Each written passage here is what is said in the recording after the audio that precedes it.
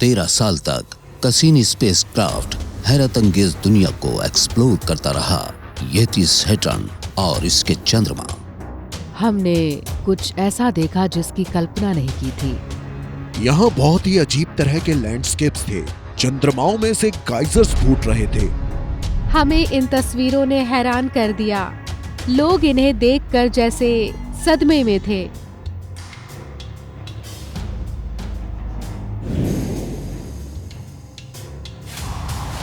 लेकिन तभी कैसिनी का ईंधन खत्म होने लगा।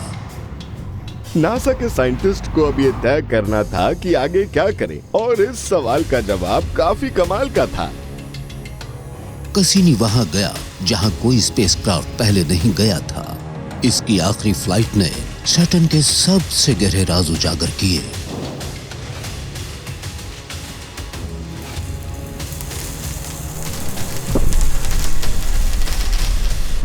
विज्ञान शो पेश करता है कैसिनीज फाइनल सीक्रेट्स।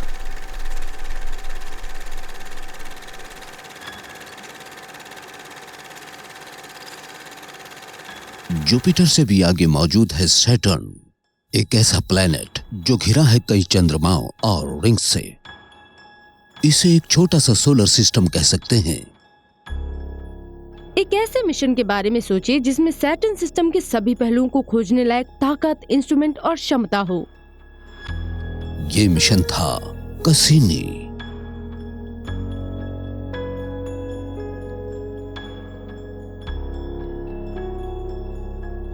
यह 13 साल से भी ज्यादा तक सैटर्नियन सिस्टम में हमारी आंखें और कान बनने वाला था।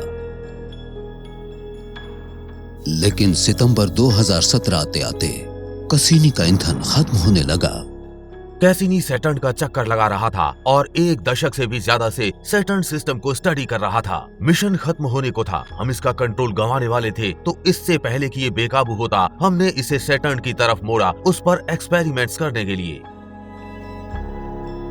कैसिनी टीम ने अभी से इस प्लेनेट की जांच पड़ताल करने के लिए प्रोग्राम कर दिया।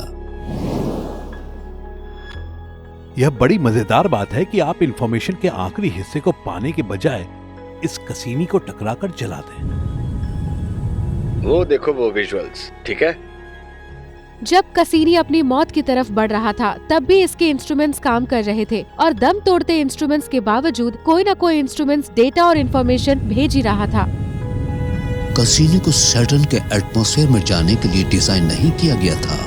कोई नहीं जानता था कि जल जाने से पहले ये कितनी देर काम करेगा।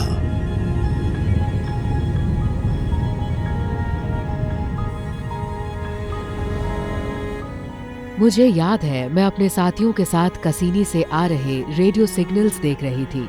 एक शार्प ग्रीन पीक हमें बता रही थी कि कैसिनी अब भी पृथ्वी से संपर्क में था। हम इसके एटमॉस्फेयर में दाखिल होते वक्त इस पर नजर रख पा रहे थे और आखिर तक ये हमें डेटा भेज रहा था।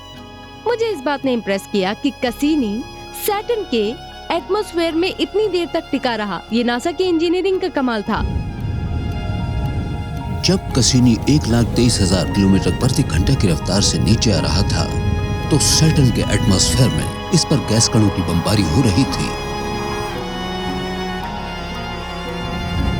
कैसिनी कॉन्टैक्ट्स बनाए रखने के लिए जूझ रहा था और फ्रिक्शन ने इसे उधेड़ना शुरू कर दिया।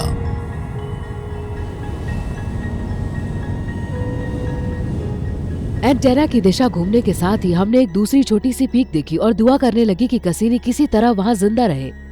लेकिन तभी वो ग्रीन लाइट एकदम फ्लैट हो गई। हमने अभी सुना है कि स्पेसक्राफ्ट से सिग्नल आने बंद हो गए हैं, यानी अगले 45 सेकंड में स्पेसक्राफ्ट भी खत्म हो जाएगा। कैसिनी की धड़कन बंद हो गई थी और हम जान गए कि मिशन खत्म हो गया है। ये सैटर्न के एटमॉस्फेयर में खत्म हो गया और अब ये सैटर्न का हिस्सा बन गया है।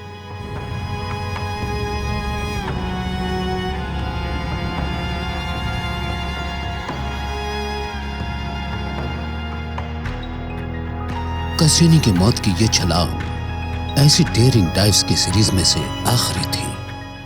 कैसिनी को सैटर्न के एटमॉस्फेयर में भेजने से पहले नासा के इंजीनियर्स और साइंटिस्ट को एक आइडिया आया। उन्होंने सोचा कि क्यों न इसे सैटर्न के बादलों के ऊपरी हिस्से और सैटर्न के रिंग के सबसे अंदरूनी हिस्से वाले इलाके में भेजा जाए। अप्रैल 2017 में शुरुआत करते हुए कैसिनी सैटर्न और इसके रिंग से 22 बार गुजरा। साइंटिस्ट इसे कहते हैं ग्रैंड फिनाले। इन डाइव्स के दौरान कैसिनी किसी भी दूसरे स्पेसक्राफ्ट के मुकाबले सैटर्न के क्लाउड टॉप्स के कहीं ज्यादा करीब पहुंच गया। सैटर्न गैस से बना एक विशाल प्लेनेट है, हाइड्रोजन और हीलियम से। अपनी रोजमर्रा की जिंदगी में हम जिस तरह के प्लैनेट से वाकिफ हैं, यह उनसे बहुत अलग तरह का है। कैसिनी ने इस प्लेनेट की गैस वाली सतह के करीब से तस्वीरें ली। यह तस्वीरें एक उथल पुथल से भरी और तूफानी दुनिया को दर्शाती हैं। हम पृथ्वी पर आने वाले कुछ जबरदस्त तूफानों के बारे में जानते हैं, और अगर आपने कभी हरिकेन देखा होगा तो जानते होंगे कि ये बहुत खतरनाक होता है। सैटर्न पर आने वाले तूफानों और वहाँ चलने वाली हवाओं की तुलना में तो पृथ्वी के तूफान कुछ भी नहीं होते हैं। सैटर्न का एक तूफान सबसे अलग है। इसकी लोकेशन की निशानदेही होती है एक अलग तरह की शेप से। सैटर्न की एक अजीब बात यह है कि वैसे तो उसके चारों तरफ गोल बैंड्स दिखाई देते हैं, लेकिन जब आप पोल की तरफ पहुंचते हैं तो यहाँ एक हेक्सागोनल बैंड नजर आता है। इसकी उम्मीद किसी ने नहीं की थी। अपने जीवन काल में कैसिनी ने इस हेक्सागोन की कई तस्वीरें ली। जब हमने इस हेक्सागोन की तस्वीरें पोस्ट की तो वेबसाइट पर बेहिसाब हिट्स आई। लोगों को लगा कि ये सब तो बड़ा रहस्यमय है। मैंने जब इसे पहले देखा तो हैरान रह गया। भला किसी प्लेनेट के एटमॉस्फेयर में ऐसी रेगुलर ज्योमेट्रिकल शेप की कल्पना कौन कर सकता था? ये वाकई कमाल की बात है। 2018 में कैसिनी के डेटा से इस हेक्सागोनल स्टॉर्म के बारे में पता चला कि इस ऊंचे स्ट्रक्चर की ऊंचाई सैकड़ों किलोमीटर हो सकती है। ये एक बहुत बड़ा स्ट्रक्चर है। इसकी चौड़ाई हजारों किलोमीटर हो सकती है और इसके केंद्र में पोल पर एक स्थायी वर्टेक्स, एक स्थायी हरिकेन मौजूद है।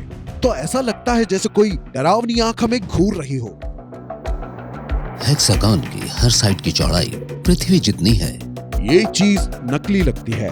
भला सैटर्न पर हेक्सागोन के आकार वाला कोई तूफान या बादल कैसे हो सकता है?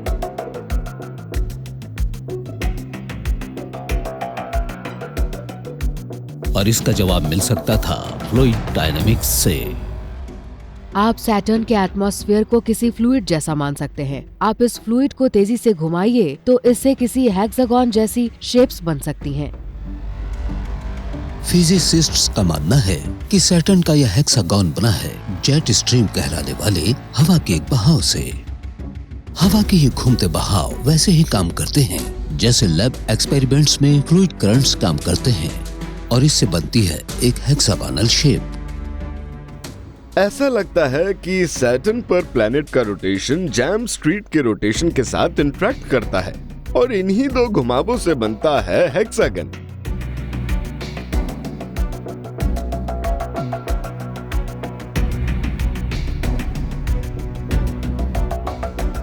साइंटिस्ट्स को लगता है कि सैटर्न का यह घुमाव हवा के बहावों के साथ काम करते हुए सिमेट्रिकल शेप बनाता है, लेकिन वो ये नहीं जानते कि ये शेप इतने दशकों तक क्यों कायम है। ये एक पहेली है। भला 6 साइड वाली कोई जेट स्ट्रीम इतनी स्थिर कैसे कि इतने टिकाऊ हो सके? हालांकि हेक्सागोन की शेप तो स्थिर है, मगर रंग बदल चुका है।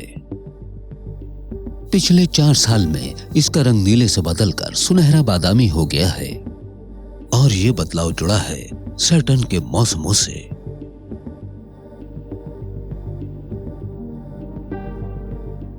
सैटर्न पर भी मौसम पृथ्वी की तरह ही बनते हैं, यानी प्लेनेट के झुकाव के कारण। सैटर्न क्योंकि सूर्य की परिक्रमा करता है और इसका नॉर्थ पोल सूर्य की ओर झुका होता है, इसीलिए वहां ज्यादा धूप पहुंचती है।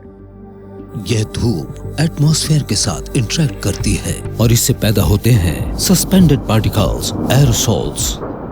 ये काफी कुछ स्मोक जैसा दिखता है। इससे चीजें ऑरेंज नजर आती हैं। इसीलिए वक्त के साथ साथ इस हेक्सागन का रंग ब्लू से ऑरेंज हो गया है। रंग में ये बदलाव सैटर्न की एक नॉर्दर्न हेमिस्फीयर समर के दौरान हुआ, लेकिन रहस्यमय ढंग से हेक्सागन का बीच वाला हिस्सा नीला बना रहा। ऐसा 2 कारणों से हो सकता है। शायद कोहरा इस आंख जैसी जगह में बना ही ना हो, क्योंकि ये जगह धूप से बची रहती है, और सैटर्न पर दिखने वाले उस बादामी रंग के कोहरे को शायद सूर्य ने ही बनाया हो। एक और वजह ये हो सकती है कि वर्टेक्स शायद इस कोहरे को नीचे की ओर खींच रहा हो सकता है कि हरिकेन के आए जैसी कोई चीज हो, उसके ऊपर कोहरा बनता हो, लेकिन ये इस आंख की तरफ खिंच जाता हो।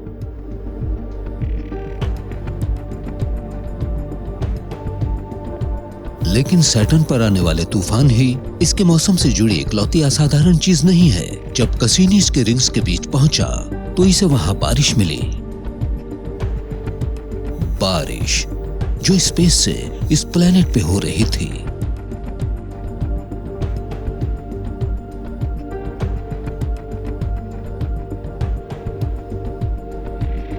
अप्रैल 2017 कसीनी एक नए रास्ते पर अपने ग्रैंड फिनाले की तरफ बढ़ जाता है। हमने रिंग्स और प्लैनेट के बीच डाइव लगाकर उस जगह जाने और कुछ अनूठी जांच पड़ताल करने का फैसला किया जहां हम पहले न कभी गए थे न सोचा था।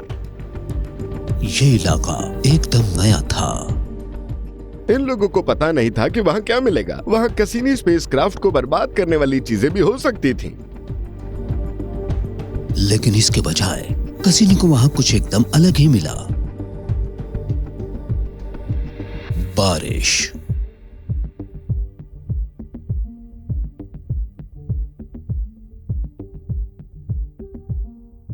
पृथ्वी पर काफी बारिश होती है। ये बारिश होती है सतह के कुछ किलोमीटर ऊपर बादलों से। बारिश सैटर्न पर भी होती है, लेकिन पता चला है कि ये ऊपरी हिस्से में होती है, अपर एटमॉस्फेयर के, और ये बारिश आती है स्पेस से। 2018 में कसीनी के डेटा ने इस बारिश के जबरदस्त वजन का खुलासा किया। बर्फीली रवेदार बारिश सैटर्न पर कई टन प्रति सेकंड की रफ्तार से बरस रही थी। हमने पहले ऐसा कभी कुछ नहीं देखा था। अचानक हमें सैटर्न पर बारिश नजर आई, लेकिन बादल नजर नहीं आ रहे थे। तो ये कहां से हो रही थी?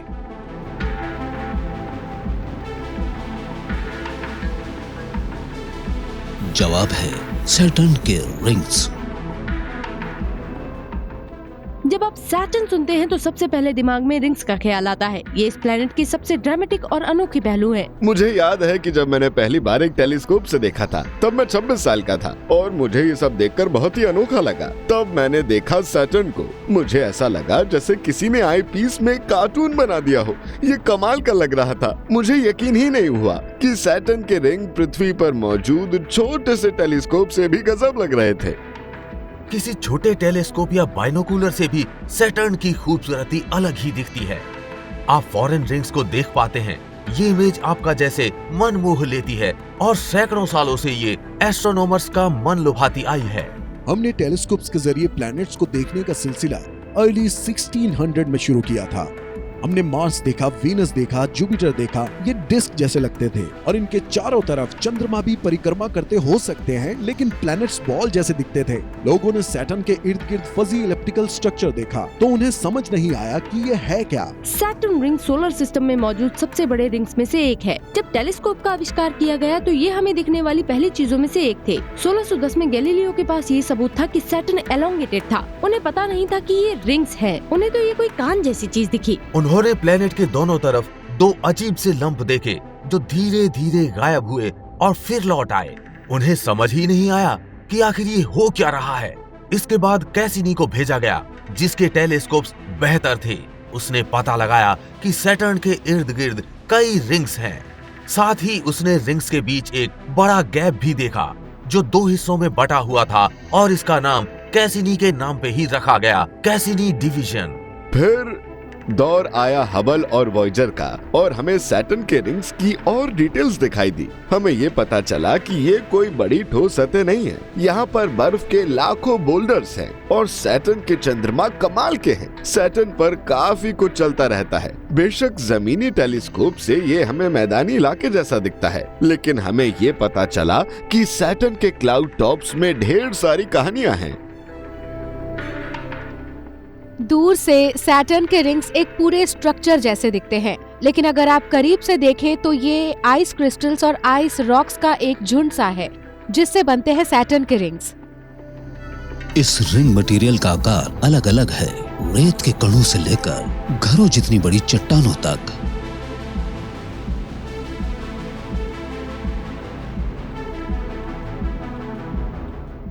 सैटर्न के रिंग्स सैटर्न के एटमॉस्फेयर से काफी ऊपर हैं। ये स्पेस में हैं और सामान्य हालत में रिंग्स को बनाने वाले बर्फ के ये कण हमेशा सैटर्न का चक्कर लगाते रहेंगे, लेकिन हालात थोड़े अजीब हैं। किसी चीज के कारण चक्कर काटते बर्फ के ये कण कॉस्मिक हिल की तरह अंदर की तरफ गिरते हैं। रिंग्स की तरफ से मटेरियल अंदर की तरफ सैटर्न के बादलों में गिर रहा है। ये बारिश तो है, लेकिन बिना बादलों की। ये कॉस्मिक रेन है जो अंदर की तरफ नीचे की ओर गिर रही है। कसीनी को पता चला कि इस बारिश में बर्फ के कई अलग अलग तरह के कण हैं, लेकिन इनके बरसने की वजह पता नहीं चल पाई। फिर रिसर्चर्स को पता चला कि बर्फ के ये कण स्टैटिकली चार्ज्ड थे। मिसाल के लिए सूर्य से आने वाली अल्ट्रावायलेट लाइट किसी इलेक्ट्रॉन में धमाका कर सकती है और उससे इन कणों को एक चार्ज मिलता है। जैसे अगर आप किसी गुब्बारे को अपने बालों में रगड़ें तो स्टैटिक चार्ज की वजह से वह दीवार पर चिपक जाता है। अगर इस तरह के पार्टिकल्स हों तो उन पर मैग्नेटिज्म का असर पड़ेगा और सैटर्न का एक जबरदस्त मैग्नेटिक फील्ड होता है। पृथ्वी का मैग्नेटिक फील्ड पनपता है इसके घूमने वाले मोल्टन आयरन कोर के कारण। सैटर्न का बीच वाला हिस्सा हालांकि पथरीला है, लेकिन ये ज्यादातर हाइड्रोजन और हीलियम से बना है। लेकिन साइंटिस्ट्स को लगता है कि इसका अंदरूनी हिस्सा काफी दिलचस्प है। हमारे पास पर्याप्त आंकड़े नहीं हैं ये जानने के लिए कि सैटर्न के अंदरूनी हिस्से में क्या चल रहा है, लेकिन कुछ न कुछ तो है। सैटर्न के अंदरूनी हिस्से में मौजूद जबरदस्त प्रेशर्स और टेम्परेचर्स की वजह से हाइड्रोजन एक गैस की तरह काम न करते हुए बन जाती है घूमती हुई लिक्विड मेटेलिक हाइड्रोजन। इलेक्ट्रॉन्स का एक बैंड होता है जो कि फ्लूइड में आराम से आता जाता रहता है। ऐसे में जबरदस्त प्रेशर के तहत लिक्विड हाइड्रोजन किसी मेटल की तरह व्यवहार कर सकती है। घूमते मेटेलिक हाइड्रोजन आउटर कोर से पैदा मैग्नेटिक फील्ड आइस पार्टिकल्स को रिंग से खींच लेती है। फिर ये चार्ज्ड आइस पार्टिकल्स खींचते हैं सैटर्न के फील्ड की तरफ। मैग्नेटिक फील्ड लाइंस का पीछा करते हुए सैटर्न के एटमॉस्फेयर में बरस जाते हैं। कसीनी ने बताया कि सैटर्न पर हर सेकंड कई टन मटेरियल बरसता रहता है, लेकिन रिंग्स के अंदर कितना मटेरियल मौजूद है? एक बार फिर इस सवाल का जवाब मुहैया कराया कसीनी ने। कैसिनी के आखिरी दिनों में हम प्लैनेट सैटर्न और उसके रिंग्स के बीच से होकर गुजरे। ग्रेविटी डेटा ये अलग कर पाया कि कितना मैस प्लैनेट से आ रहा है और कितना रिंग से आ रहा है। हैरानी इस बात से हुई कि रिंग्स ज्यादा बड़े नहीं हैं। हालांकि सैटर्न के रिंग्स पृथ्वी के इर्द गिर्द मौजूद चंद्रमा के ऑर्बिट जितने बड़े इलाके को कवर करते हैं, पर यह हमारे छोटे से प्लैनेट के मुकाबले 1 लाख गुना कम बड़े हैं। ये हमारे अनुमान से कहीं हल्के हैं और इनमें ज्यादा मटेरियल भी नहीं है। रिंग्स के मैस से इनकी उम्र के बारे में एक भरोसेमंद सुराग मिलता है। कोई बड़ा और विशाल रिंग किसी कम विशाल रिंग के मुकाबले खुद को ज्यादा वक्त तक कायम रख सकता है, तो अगर ज्यादा मटेरियल नहीं है तो इसकी कम उम्र होगी। तो कितने समय से सैटर्न के रिंग्स अपनी जगह मौजूद हैं और क्या चीज इन्हें वहां रखे हुए है? अगर मैं इस सवाल के जवाब का अंदाजा भी लगाना चाहती तो नहीं लगा पाती।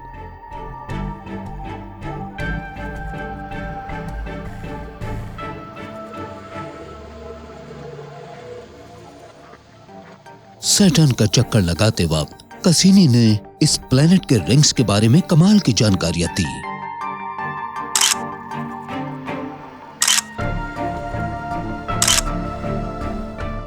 कसीनी ने रिंग्स की जो तस्वीरें भेजी उनकी तो मैं कल्पना भी नहीं कर सकती। अगर मैं कोई एलियन होता और हमारे सोलर सिस्टम को देखने के लिए आता तो पता नहीं मुझे ज्यादा क्या आकर्षित करता, वो ब्लू मार्बल या सैटर्न और उसके कमाल के रिंग्स। रिंग्स के बारे में एक सबसे बड़ा सवाल ये है कि ये कितनी पुरानी है। क्या इस तरह की कोई चीज सोलर सिस्टम की शुरुआत से मौजूद हो सकती है या ये हाल ही में बनी है? इस सवाल का जवाब कसीनी ने मुहैया कराया। इन रिंग्स की उम्र सिर्फ 10 करोड़ साल हो सकती है। वजह यह है कि इनका मैस कम है, ये बहुत ब्राइट और बर्फीले हैं और इन्हें माइक्रोमेट्रॉइड से पल्यूट होने का वक्त नहीं मिला है। और अगर ये सोलर सिस्टम की लंबी उम्र के दौरान मौजूद थे, इनका रंग भी गहरा होता। तो कमाल की बात यह है कि अगर आप डायनासोर्स के दौर से पृथ्वी पर मौजूद रहे हों, तो तब शायद सैटर्न के रिंग्स रहे ही नहीं होंगे। तो अगर रिंग्स सैटर्न के वक्त ही नहीं बने, तो फिर वो बने कैसे? और क्या चीज उन्हें उनकी जगह टिकाए हुए है?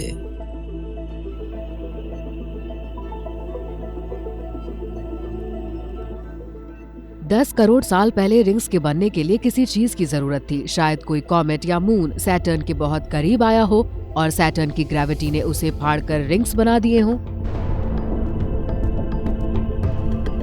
जब कोई चीज टुकड़े टुकड़े होती है, तो ये टुकड़े सैटर्न के इर्द गिर्द फैलकर रिंग्स बना लेते हैं। ये लगातार टकराते हुए और छोटे टुकड़ों में बढ़ते जाते हैं।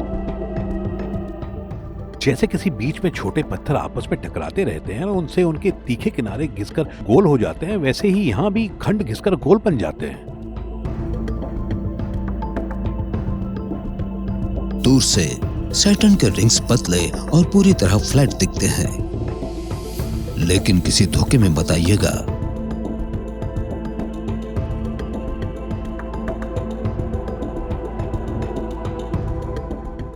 कसीनी ने जब सैटर्न की तरफ आखिरी गोता लगाया, जब वो इन रिंग्स के पास से गुजरा, तो हमने ये देखा कि रिंग्स की डेंसिटी एक समान नहीं थी। मैं एक रिंग साइंटिस्ट हूँ और मुझे उनकी डिटेल्स देखना और ये पता लगाना अच्छा लगता है कि सैटर्न के रिंग जैसे दिखते हैं वैसे क्यों दिखते हैं। इनमें बहुत ही बारीक स्ट्रक्चर्स हैं, चाकू जैसे बारीक कटाव हैं, किसी रिकॉर्ड जैसे ग्रूव्स हैं। इससे सवाल पैदा होता है कि आखिर ये स्ट्रक्चर्स आए कहां से।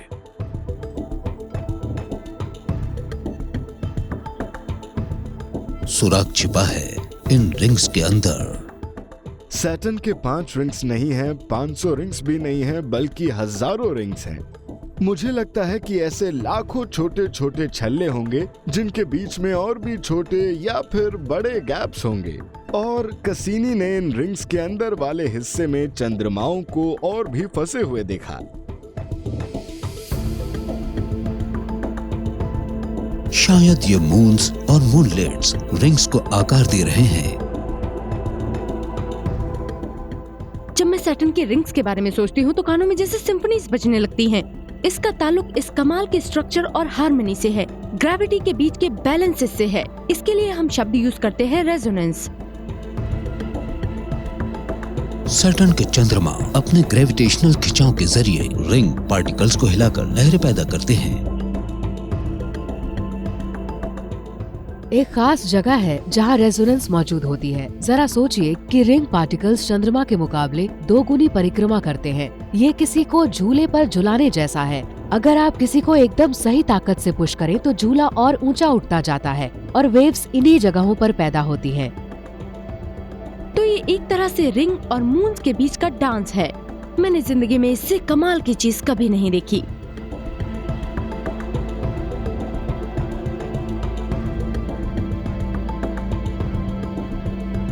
लेकिन चंद्रमा सिर्फ रिंग्स को लहरों की शक्ल ही नहीं देते, उन्हें उनकी जगह बनाए भी रखते हैं। ग्रेविटेशनल इंटरेक्शन के जरिए ये चंद्रमा शायद रिंग्स को आकार देते उन्हें घेर रहे हैं और प्लेनेट के इर्द गिर्द एक टाइट ऑर्बिट में सीमित भी रखते हैं। 2017 में कसीनी ने पता लगाया कि रिंग्स को घेरने वाले 1 या 2 से ज्यादा चंद्रमा हैं। चंद्रमाओं की पूरी टीम सैटर्न के सबसे बाहरी दिखने वाले ए रिंग को उसकी जगह पर थामे रखती है। अपनी डेथ डाइव के दौरान कसीने ने एक और मजेदार बात पता लगाई कि सैटर्न के साथ चंद्रमा हैं जो एक साथ मिलकर इस रिंग सिस्टम का तालमेल बनाए रखते हैं। यानी ये मैग्निफिसेंट द्वारा इसे एक जगह थामे रखने जैसा मामला है।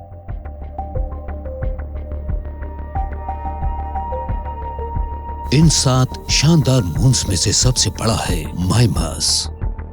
ये हमारे चंद्रमा के 1/8वें आकार जितना है। सबसे छोटे पैन की चौड़ाई सिर्फ 32 किलोमीटर है। ये चंद्रमा एक साथ मिलकर सैटर्न के रिंग्स को काबू में रखते हैं। तो ये 7 चंद्रमा मिलकर ही नजर आने वाले रिंग सिस्टम को बनाते हैं।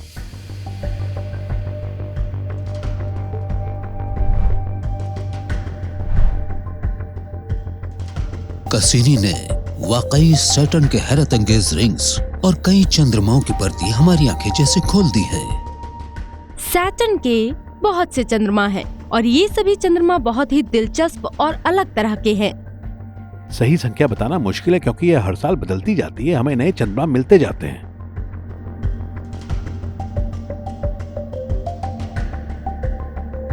मई 2017 कैसिनी अपने ग्रैंड फिनाले की तरफ था।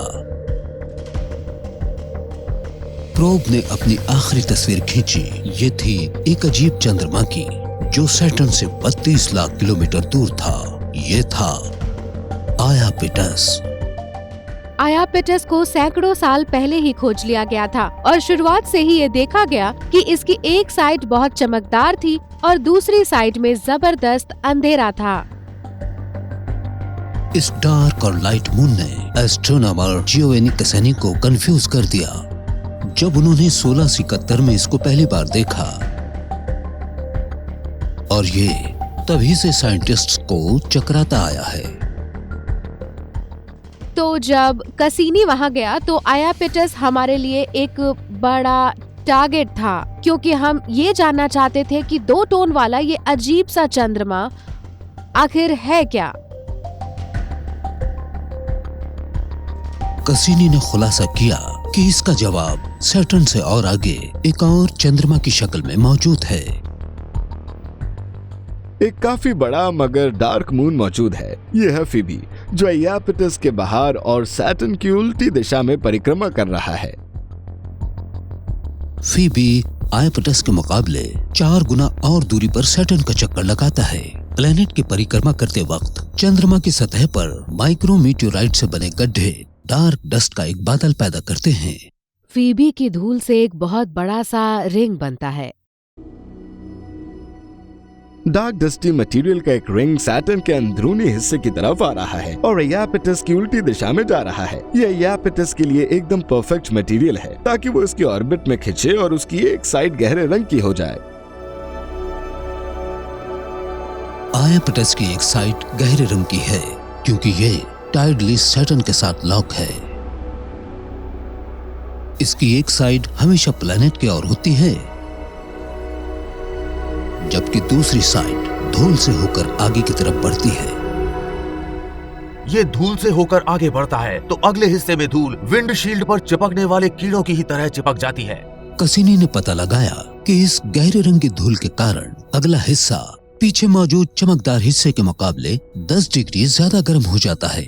जब धूल जैसी गहरे रंग की कोई चीज आयापेटस के अगले हिस्से में होती है तो वो गर्म हो जाती है, सूरज की धूप को अब्सॉर्ब करती है, और अगर ये गर्म हो तो पानी जैसी चीजें आसानी से भाप बनकर उड़ सकती हैं, सतह पर टिक नहीं पाती। तो अगला हिस्सा ज्यादा स्याह और गर्म होता जाता है। ऐसे में बर्फ वेपर में बदल जाती है और पिछले ठंडे हिस्से में जाकर फिर से जम जाती है। तो सफेद हिस्सा ज्यादा सफेद और स्याह हिस्सा ज्यादा स्याह होता जाता है।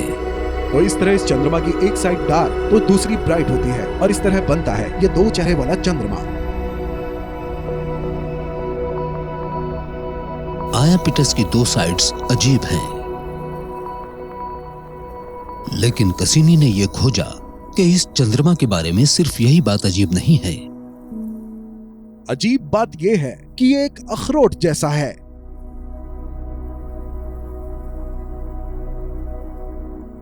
आयापेटस में एक पहाड़ी श्रृंखला है जो इसके पूरे इक्वेटर पर चंद्रमा के चारों ओर फैली हुई है और इसकी ऊंचाई हिमालय से भी ज्यादा है।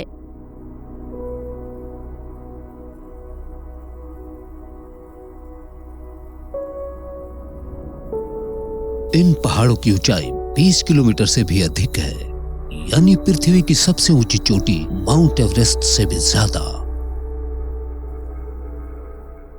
ये अजीब है। इस अजीब चंद्रमा पर ये श्रृंखला अनोखी कही जाएगी।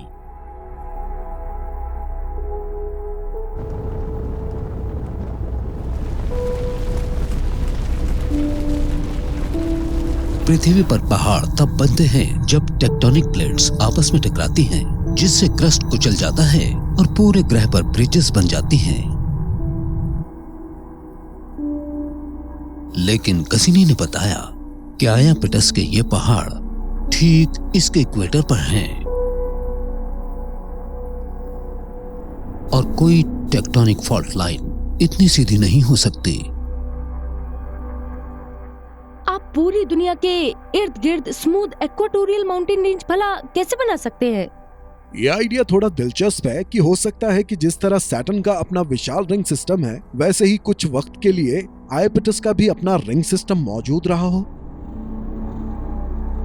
वक्त के साथ साथ आयापेटस के रिंग खत्म हो गए और वो चंद्रमा के इर्द गिर्द एक सर्कल में गिर गए। सतह पर गिरते वक्त इससे एक माउंटेन रेंज ठीक वहां नीचे बनी जहां रिंग परिक्रमा कर रहा था। तो इस मटेरियल से एक माउंटेन रेंज बन गई जो इक्वेटर के चारों ओर मौजूद है।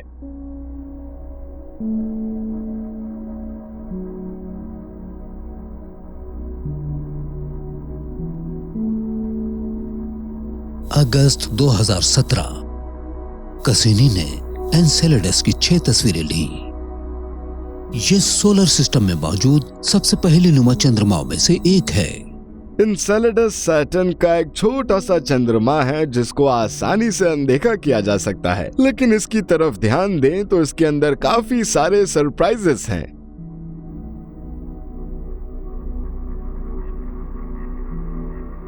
हम ये जानते हैं कि जब वॉयेजर मिशन ने 1980 में इसकी तस्वीरें ली, तभी से इस बर्फीली दुनिया में कुछ अजीब सा नजर आ रहा था।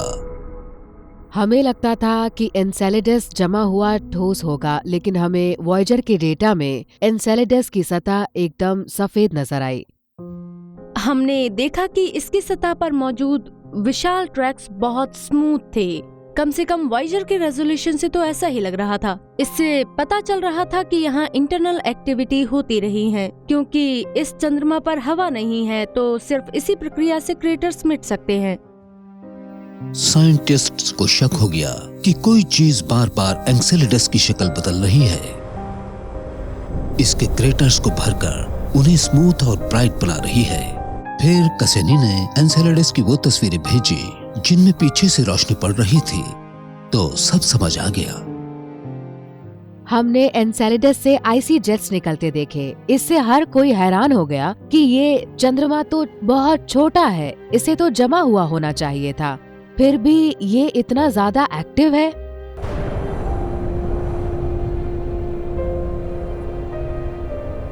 किसी चमकदार चीज के फव्वारे गाइजर्स में से बाहर निकल रहे थे। जब मैंने पहली बार एनसेलेडस पर एक गाइजर की तस्वीर देखी तो मैं हैरान ही रह गई थी। मुझे अंदाजा ही नहीं था कि ऐसा भी हो सकता है। एनसेलेडस पर गीजर की कैसिनी ने खोज की तो तस्वीर ही बदल कर रख दी। हमें अचानक पानी का फव्वारा उठता हुआ दिखाई दिया और हमें इस पर यकीन नहीं हो रहा था। कसिनी ने दिखाया कि गाइजर्स में से पानी निकल रहा था और एनसेलेडस जमी बर्फ का एक गोला नहीं था। हमें कसिनी से और डेटा मिला तो पता चला कि एनसेलेडस काफी झटके खा रहा था और पूरी तरह जमी हुई किसी बॉडी के लिए ये झटके बड़े थे। इससे पता चला कि इसके पथरीले कोर में पिघले हुए पानी का एक समुद्र मौजूद था। एनसेलेडस की सतह के नीचे पिघला हुआ पानी है और ये एक समुद्र भी हो सकता है जो चंद्रमा के अंदरूनी हिस्से को कवर किए हो। लेकिन ये गर्मी आखिर आ कहां से रही है?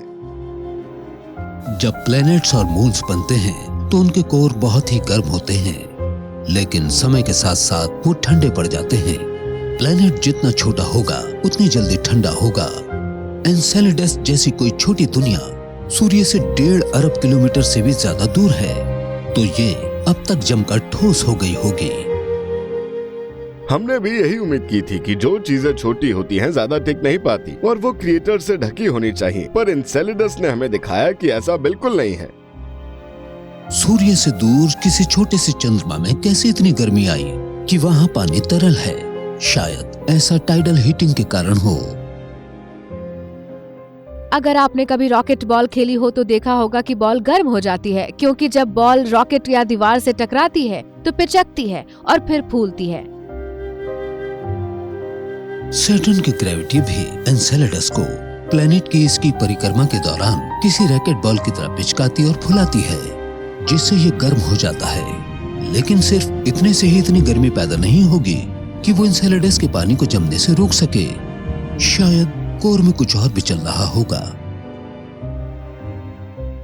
अगर एनसेलेडस का कोर छोटे पत्थरों से बना हो तो ये ठोस होने के बजाय छोटी चट्टानों और बजरी से बना हुआ हो तो तब होगा ये कि जब टाइडस इसे फैलाएंगी और कुछ लेंगी तो ये चट्टानें आपस में रगड़ेंगी और इससे और ज्यादा एनर्जी पैदा होगी। 2017 कसीनी डेटा पर आधारित एक कंप्यूटर मॉडल से पता चला कि इस टाइडल फिक्शन से अमेरिका के सबसे बड़े पावर स्टेशन से भी ज्यादा एनर्जी पैदा होती है। पानी 90 डिग्री तापमान पर सतह की तरफ आ जाता है। ये चंद्रमा के साउथ पोल के दरारों से स्प्रे होते हुए मिस्टी प्लूम्स पैदा कर देता है। हमने 7 बार उड़ान भरी और गैस और पार्टिकल्स को टेस्ट किया, उनका सैंपल लिया तो ये पार्टिकल्स खारे मिले, यानी वहाँ का समुद्र भी पृथ्वी के समुद्र जैसा खारा था। हमें वहाँ हाइड्रोकार्बन्स, मीथेन, कार्बन डाइऑक्साइड और अमोनिया मिली। हमने देखा कि मानव जीवन के लिए सारी जरूरी चीजें एनसेलेडस के जेट्स में हैं और ये कमाल की बात है। 2018 में साइंटिस्ट्स ने एनसेलेडस के डेटा को फिर से एनालाइज किया और पहले से भी कमाल की जानकारी मिली। इसमें थे कॉम्प्लेक्स ऑर्गेनिक मॉलिक्यूल्स। उन्हें पहले के अनुमान से कहीं ज्यादा बड़े ऑर्गेनिक कंपाउंड मिले हैं।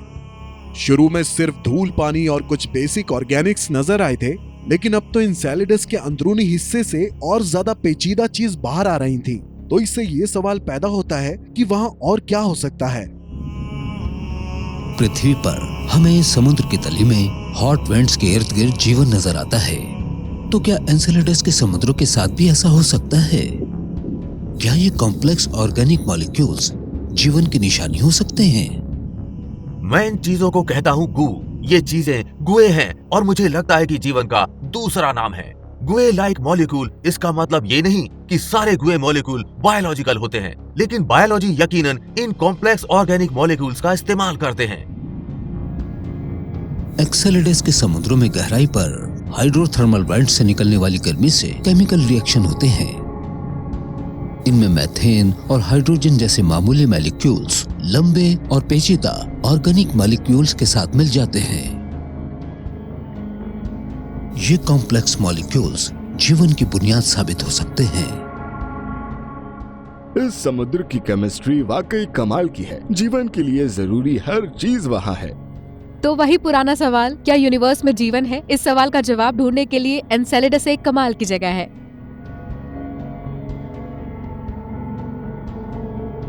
कसीनी ने सैटर्न के एक और चंद्रमा के राज भी उजागर किए, जिसकी केमिस्ट्री कमाल की थी।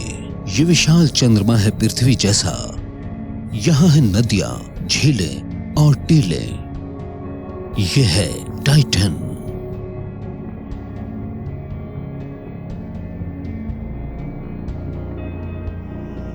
सितंबर 2017 मिशन के खत्म होने से 4 दिन पहले कसीनी सैटर्न के सबसे कमाल के चंद्रमा के पास से गुजरा, जो था टाइटन। टाइटन को पसंद करने की वजह बताता हूँ। ऐसा सिर्फ इसके नाम के कारण नहीं है, यानी बड़ा और ताकतवर जैसा कि मैं हूँ, बल्कि इसलिए भी क्योंकि इसका एटमॉस्फेयर बहुत बड़ा है और जो बुनियादी तौर पर पृथ्वी की ही तरह नाइट्रोजन से बना है। टाइटन हमेशा से एक रहस्य रहा है। आखिर इसके घने एटमॉस्फेयर के पीछे क्या राज है? टेलीस्कोप से देखने पर यह चंद्रमा एक छोटी हेजी ऑरेंज बॉल लगता है। फिर कसीनी ने हाइगिंस प्रोब को लॉन्च किया। ये बादलों से होकर नीचे गया और इसने टाइटन की सतह की तस्वीरें भेजी।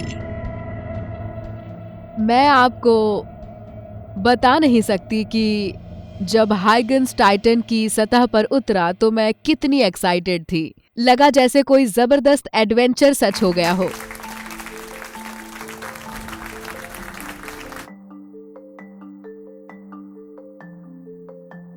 जब प्रॉब एटमॉस्फेयर से गुजरा और उसने ये तस्वीरें भेजी तो हमें ये दुनिया बहुत कमाल की लगी, लेकिन साथ ही जानी पहचानी भी।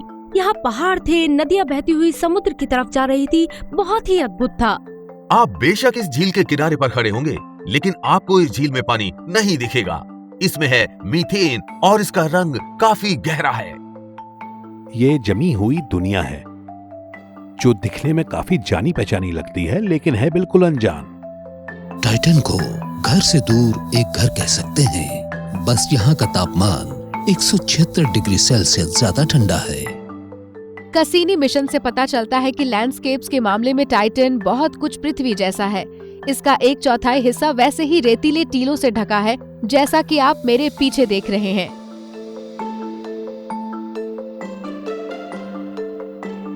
लेकिन कसीनी ने दिखाया कि टाइटन के ये टीले वैसे नहीं हैं जैसे लगते हैं। टाइटन के ये टीले पृथ्वी के रेतीले टीलों के मुकाबले एकदम अलग चीज से बने हैं। हम जानते हैं कि पृथ्वी पर ज्यादातर रेत क्वार्ट्ज से बनी है, पर टाइटन के रेतीले टीले पूरी तरह ऑर्गेनिक से बने हुए हैं। टाइटन की रेत ऑर्गेनिक गंग के छोटे कणों से बनी है, जिन्हें कहा जाता है हाइड्रोकार्बन्स। ये बात अपने आप में अजीब है कि हमें टाइटन की सतह पर हाइड्रोकार्बन पार्टिकल से बने टीले दिखते हैं। इससे भी अजीब बात यह है कि इनमें से कुछ टीलों की दिशा एकदम उलट है।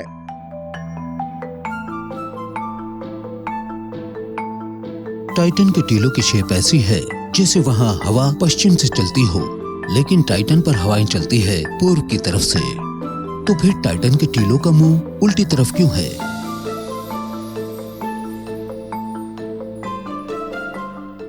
एक आइडिया ये है कि इलेक्ट्रोस्टैटिक फोर्सेस टाइटन के टीलों को आपस में थामे हुए हैं और इन्हीं से बनता है इनका अजीब सा आकार। इलेक्ट्रोस्टैटिक फोर्सेस आपको पैकिंग बीट्स में नजर आएंगी। अगर आप अपना हाथ इनमें डालें तो इन्हीं फोर्सेस की वजह से बीट्स हाथ में चिपकती हैं।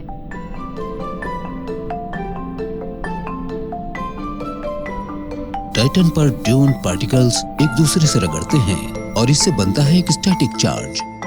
यह चार्ज पार्टिकल्स को छोटे मैग्नेट्स की तरह एक दूसरे की ओर खींचता है। टाइटन की सतह के नजदीक चलने वाली हवाएं धीमी होती हैं, सिर्फ कुछ किलोमीटर प्रति घंटा रफ्तार वाली, और ये इन पार्टिकल्स को ज्यादा दूर तक नहीं उड़ा सकती। लेकिन यहाँ मौसमी हवाएं चल सकती हैं, जैसे कि तूफान। इनकी गति तेज हो सकती है और ये दूसरी दिशा में भी चल सकते हैं। तूफानों के दौरान टाइटन पर हवा की रफ्तार सामान्य से 5 गुना तक तेज होकर इन पार्टिकल्स को टीलों की शक्ल दे देती है। और फिर टीले वैसे ही बने रहते हैं, क्योंकि हवाई पार्टिकल्स को उठाकर वैसा रूप नहीं दे पाती जैसा आप उम्मीद करते हैं, और शायद इसीलिए इन टीलों की दिशा उल्टी है। इन ऑर्गेनिक ग्यून्स में जीवन उत्पन्न करने वाले तत्व होते हैं। साइंटिस्ट्स के लिए ये एक रोमांचक सुराग है। क्या टाइटन पर जीवन हो सकता है? यहाँ पृथ्वी पर जीवन बहुत तरह के चरम माहौल में मौजूद हो सकता है, तो ऐसा मुमकिन नहीं है कि जीवन टाइटन पर मौजूद मेथेन और दूसरे केमिकल तत्वों के हिसाब से ढल गया हो। अगर टाइटन पर जीवन विकसित हुआ होगा तो ये बहुत ही अजीब रहा होगा। ये पृथ्वी के जीवन से एकदम अलग रहा होगा। मेरे लिए वो पल बहुत ही कमाल का होगा जब मुझे एक और किस्म के जीवन के बारे में पता चलेगा, और मेरा अंदाजा ये है कि अगर ऐसा जीवन मिला भी तो वो सैटर्न सिस्टम में ही होगा। लेकिन संभावित जीवन की कसीनी की खोज ने इस प्रोब की बलि ले ली। हम इसे अनिश्चित काल तक ऑर्बिट में छोड़ना नहीं चाहते थे, क्योंकि ये डर था कि इस स्पेसक्राफ्ट में पृथ्वी से जुड़ा कोई कंटेमिनेशन होगा तो वो टाइटन या एन्सेलेडस तक नहीं पहुंचना चाहिए। कसीनी ने फिर आखिरी बार टाइटन के साथ इंटरेक्ट किया। टाइटन की ग्रेविटी ने इसे हल्का सा धक्का दिया। हमने इसे नाम दिया टाइटन्स गुड बाय किस। फिर हमने मिशन खत्म किया। कैसिनी सैटर्न के एटमॉस्फेयर में दाखिल हो गया और हमारा ये दोस्त हमेशा के लिए बिछड़ गया।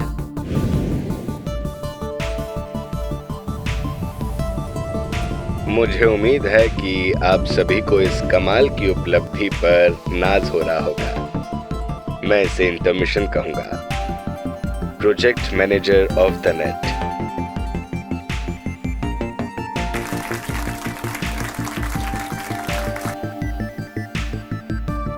बेशक कैसिनी खत्म हो गया है, पर इसकी विरासत कायम है।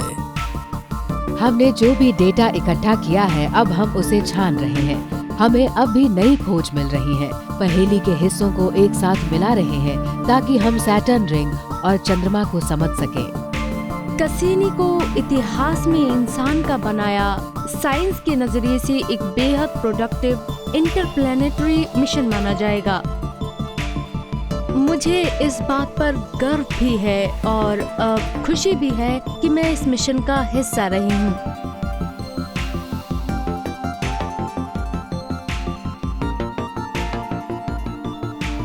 कैसिनी ने कमाल की साइंटिफिक जानकारियां तो दी हैं, साथ ही इस प्लेनेट की खूबसूरती ने हमारे अंदर एक नया जोश भी पैदा किया है। अब जब भी मैं सैटर्न को देखती हूँ, चूँकि मुझे पता है कि कैसिनी वहाँ है, इसीलिए सैटर्न अब मेरे लिए और भी खास जगह बन गया है।